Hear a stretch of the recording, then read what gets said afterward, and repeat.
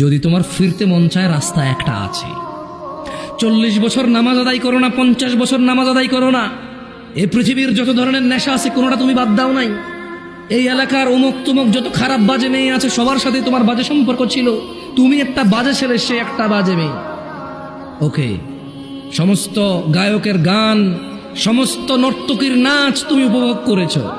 শোনো, 40 বছরের অপরাধ, 50, 60, 70-এর অপরাধ, শোনো, রাস্তা একটা আছে। ও বোন, ও ভাই, রাস্তা একটা আছে, আমি বলে দিয়ে যাই। হাদিস থেকে বলবো না যে তুমি বলবা জাল, দইফ, এইটা হাসান কিনা, সহি কিনা। কেউ তোমাকে বিভ্রান্ত করবে, আমি ওখান থেকে বলবো। আমি তোমাকে কোরআন থেকে বলবো, সূরা ফুরকানের আয়াত থেকে।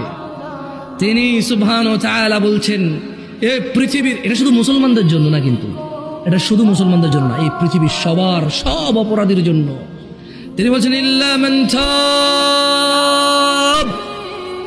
অতঃপর যে অপরাধ ছেড়ে ফিরে আসে, ওয়া আমানা, আল্লাহর প্রতি ঈমান আনে, ওয়া আমিলা আমালান সালিহা, এবং যে সৎ কর্ম করে, ফাউলাইকা ইউবাদদিলুল্লাহু সাইয়্যাতিহিম হাসানাত, যে তওবা করে ফিরে আসে, ঈমান আনে, ভালো কাজ করে, আল্লাহ তার জীবনের যত গুনাহ আছে সবগুলোকে নেকিতে পরিবর্তন করে দেবে।